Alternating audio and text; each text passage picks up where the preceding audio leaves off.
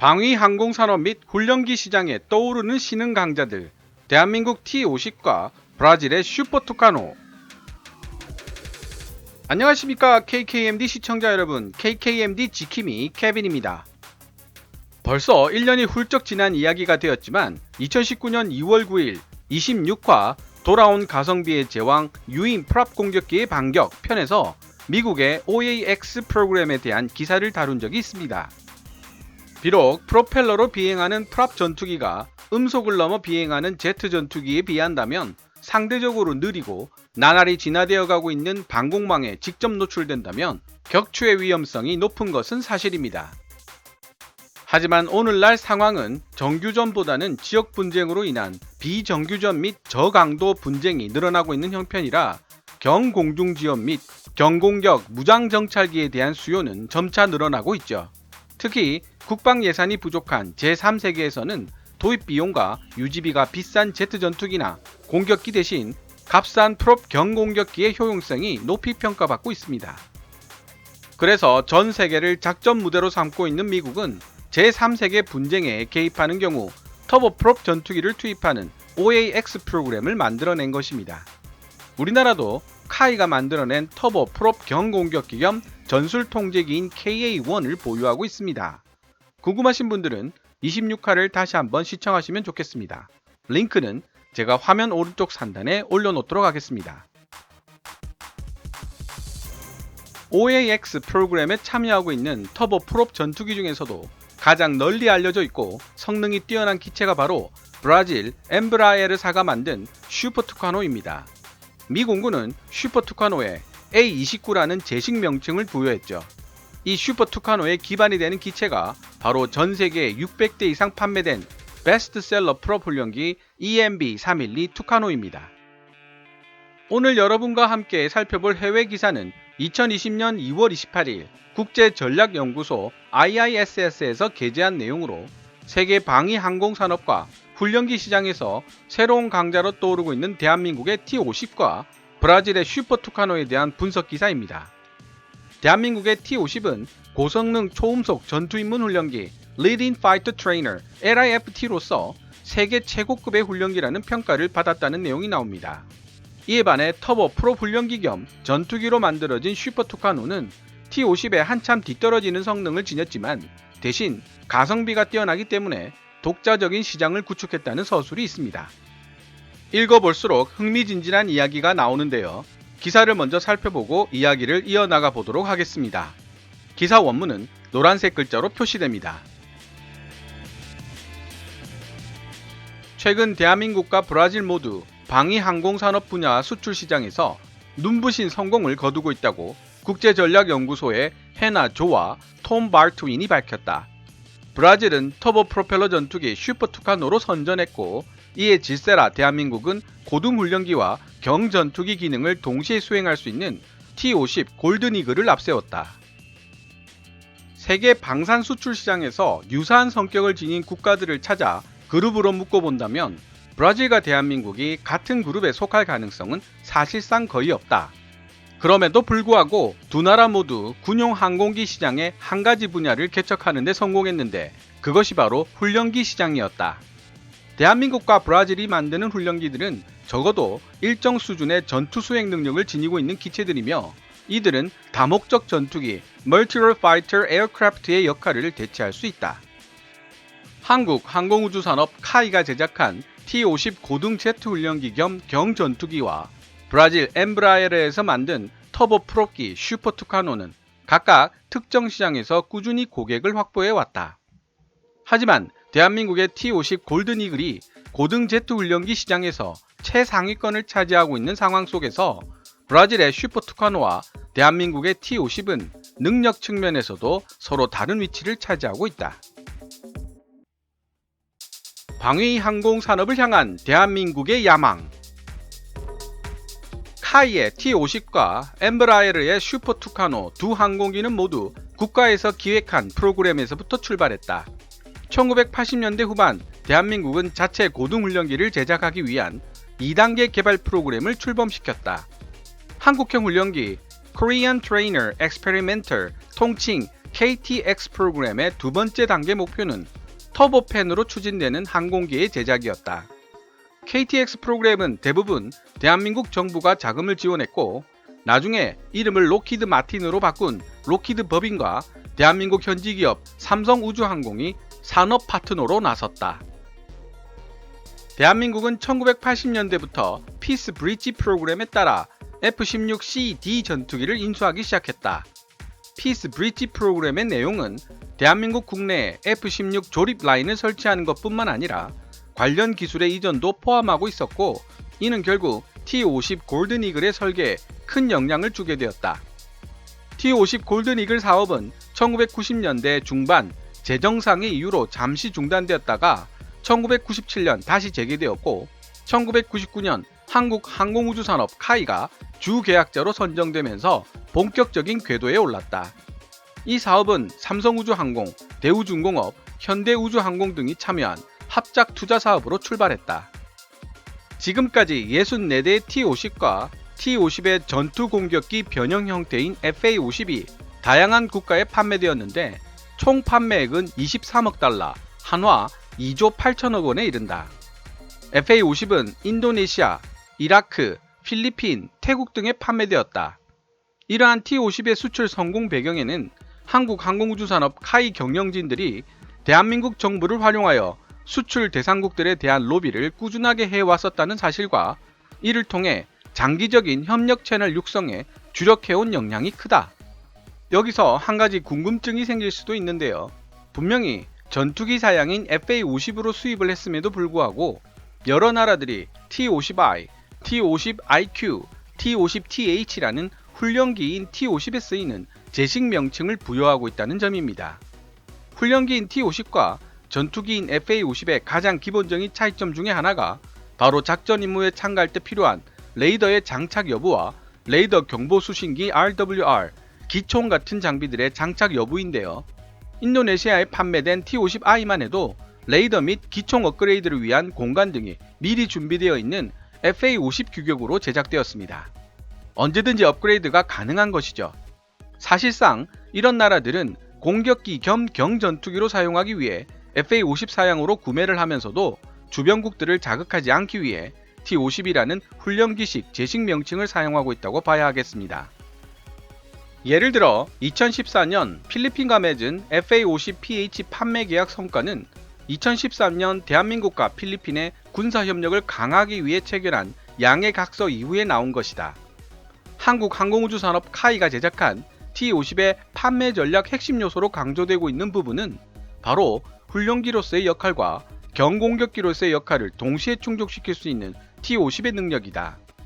이라크에서 한국항공우주산업이 거둔 성공의 일정 부분도 이 능력에 기인하고 있다고 할 수 있다. 뿐만 아니라 T-50의 설계에 큰 영향을 미친 F-16의 설계 요소도 T-50의 해외 판매 성공에 중요한 요인으로 작용하고 있다. 실제로 훈련기로서 T-50을 취득한 국가들 대부분이 F-16을 실전에서 운용하고 있는 국가들이라는 점에서 이를 확인할 수 있다. 한방이 있는 훈련기 브라질의 슈퍼 투카노. 대한민국의 T-50과는 달리 브라질의 슈퍼 투카노는 정부가 주도하는 하향식 조달 프로그램의 결과물이 아니었다. 1980년대 EMB-312 투카노 터보프로 훈련기의 성공에 이어 엠브라에르는 미국의 방산업체 노스롭과 손잡고 미국의 합동항공기 훈련 시스템 JPATS 프로그램에 참가하기 위해 EMB-312 투카노를 개조할 계획을 세웠다. 비슷한 시기에 두 명의 브라질 공군 하급 장교들도 가벼운 지상 공격과 공중 요격 임무를 수행할 수 있는 터보프로기 투카노의 변종 기체를 독자적으로 설계하기 시작했다. 엠브라에르는 비록 합동항공기 훈련 시스템 JPATS 수주전에서 비치크라프트에게 패했지만 자신들이 설계한 디자인에 브라질 공군의 하급 장교들의 제안을 융합시킨 디자인을 만드는 데 성공했다. 그 결과물인 슈퍼투카노는 2004년부터 브라질 공군에 도입되었다.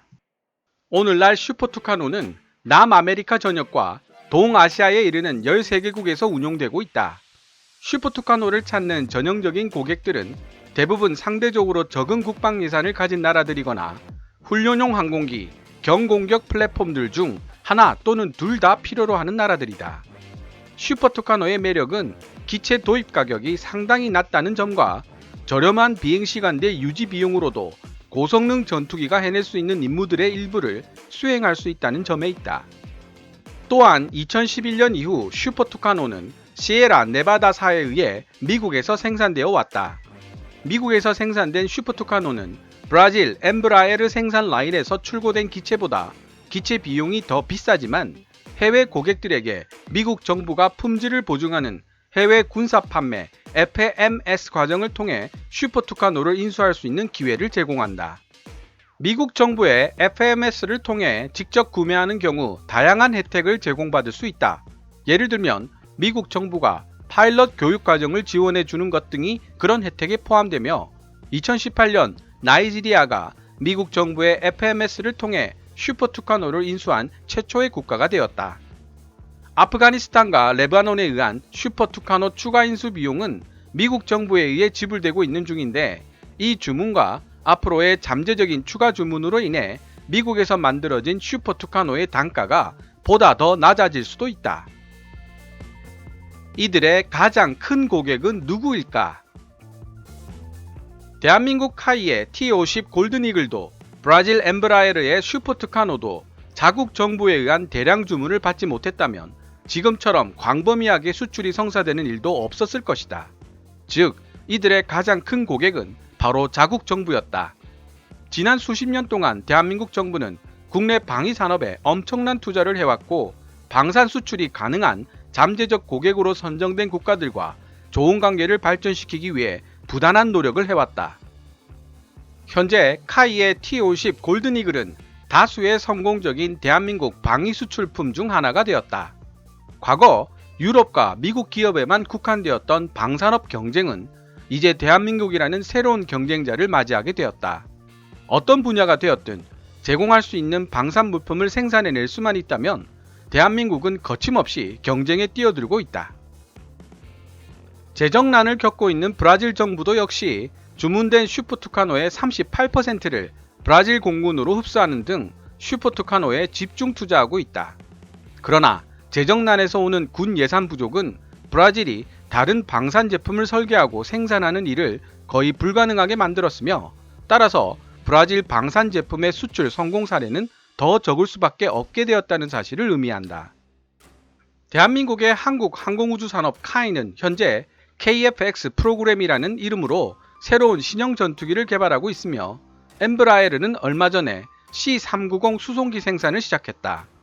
하지만 대한민국이 개발 중인 KF-X 전투기와 브라질이 생산을 시작한 C-390 수송기처럼 보다 더 커지고 복잡한 기술을 요구하는 첨단 항공기들이 T-50 골든이글이나 슈퍼투카노와 같은 수준의 해외 수출 실적을 거둘 수 있을지는 여전히 미지수이다. 지금까지 2020년 2월 28일 국제전략연구소 IISS에서 게재한 대한민국의 T-50과 브라질의 슈퍼투카노에 대한 기사를 번역해 보았습니다. 마하 1.5의 속도로 날아가며 최첨단 항전 장비를 갖춘 리틀 F6인 T-50은 사실 능력 면에서는 슈퍼투카노에 비교할 대상은 아닙니다. 본문 기사에서도 나오지만 T-50은 고등훈련기 분야에서 하이엔드급 기체로 이미 세계적인 인정을 받고 있기도 하고요. 단 그만큼 슈퍼투카노보다 도입 단가도 비싸고 유지비도 높습니다. 따라서 상대적으로 비싼 가격에 T-50을 구매하는 나라들은 전투 변형인 FA-50 사양으로 구매하여 Ready-in Fighter Trainer 전투 입문 훈련기와 초음속 경전투기 겸용으로 사용하려는 의도를 가지고 있을 확률이 높습니다. 반대로 넓은 국토를 가지고 있거나 테러 집단을 상대로 한 저강도 분쟁을 목적으로 하고 있는 나라라면 A-29 슈퍼투카노가 적절한 선택일 수도 있습니다. 한때 많은 국내 밀리터리 매니아들의 비난과 걱정을 한몸에 받았던 T-50이 결과적으로 세계적인 성공작이었다는 해외 평가들이 많아지기 시작했습니다. 아직 공대공 전투를 위한 중장거리 공대공 미사일과 A사 레이더의 통합, 그리고 작전거리 향상을 위한 보조 연료 탱크 등 풀어야 할 숙제들이 남아있지만 한국 항공우주 산업은 FA-50 업그레이드에 대한 강한 의지를 내비치고 있습니다. KKMD 123화 TX 좌절을 딛고서 FA-50에 집중하고 있는 대한민국 카이 편을 참조하시기 바랍니다. 대한민국 공군은 보유 가능한 전술 항공기 수가 420대로 제한이 걸려 있다 보니 FA-50의 추가 생산이나 업그레이드에 관해 적극적인 자세를 보이고 있지는 않습니다. FA-50을 보유하는 수만큼 다른 전술기를 도입하기가 어렵게 되기 때문입니다. 하지만 노후화가 극심한 F4와 F5가 본격적으로 퇴역하기 시작하는 2019년부터 전력 공백화가 심화되고 있다는 문제점을 해결하기 위한 대안으로 떠오르고 있는 것이 바로 FA-50의 업그레이드 방안입니다. 사정거리를 400km로 축소한 장거리 공대지 미사일 타우러스의 한국형 버전이 지난 2019년 서울 아덱스에서 모습을 드러냈습니다. FA-50에 장착하면 대전 상공에서 발사하여 평양을 타격할 수도 있게 되죠. 따라서 FA-50의 짧은 작전 반경을 걱정하지 않아도 됩니다. 그 외에도 네트워크전을 대비한 링크 16도 FA-50에 장착되었습니다.